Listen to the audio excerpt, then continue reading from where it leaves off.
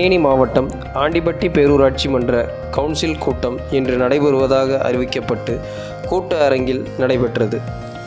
கூட்டத்திற்கு பேரூராட்சி மன்ற தலைவர் சந்திரகலா தலைமை தாங்கினார்.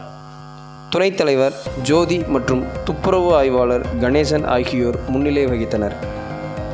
இக்கூட்டத்தில் உறுப்பினர்கள் வளர்ச்சிப் பணிகள் குறித்து பல்வேறு கேள்விகளை எழுப்பினர்.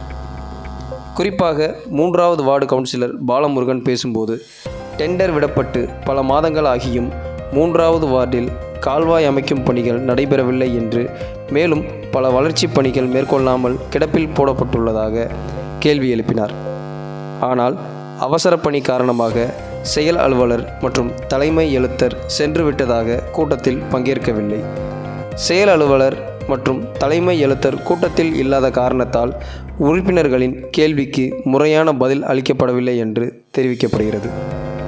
முறையாக அறிவிக்கப்பட்ட கூட்டம் துவங்கிய பின்பு அவசர பணி காரணமாக பேரூராட்சி அலுவலர்கள் கூட்டத்திற்கு வராததால் கூட்டம் மறுதேதி குறிப்பிடாமல் ஒத்திவைக்கப்பட்டதால் சிறிது நேரம் பரபரப்பு ஏற்பட்டது.